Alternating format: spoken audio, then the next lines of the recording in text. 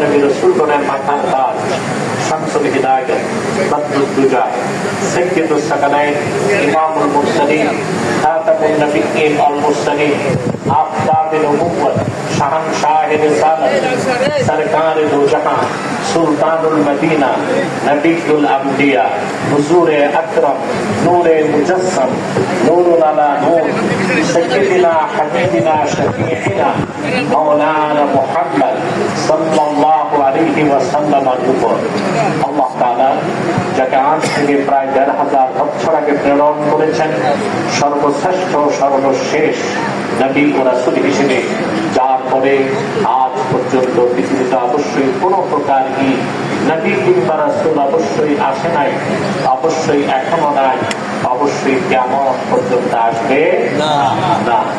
সম্মানিত সচিব, আপনারা কর্মব্যস্ততার মধ্যে এসেছেন, আলহামদুলিল্লাহ। আমাদের সবচেয়ে বড় কাজ সালাতুল যোহর আমরা আদায় করেছি এবং একটা বড় জামাত হয়েছে, আলহামদুলিল্লাহ।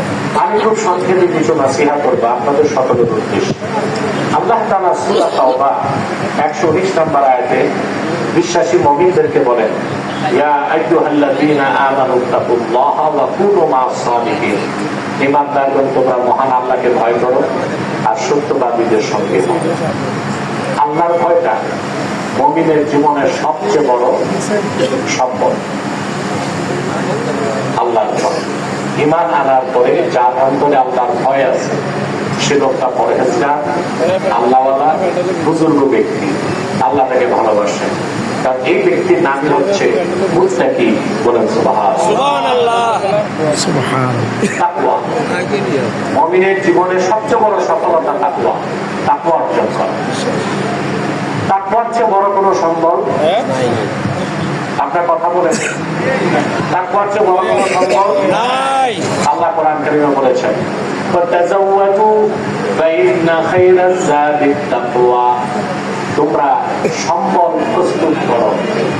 মুমিনের জীবনের সবচেয়ে বড় সম্বল হচ্ছে তার অন্তরে জেগে ওঠা তাকওয়া। বলেন সুবহানাল্লাহ।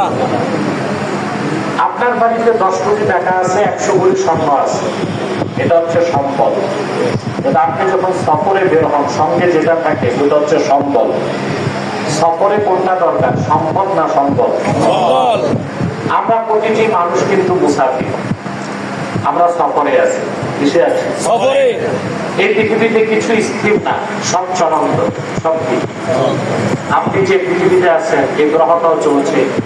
এই গ্রহটা আছে যে সৌরজগতে,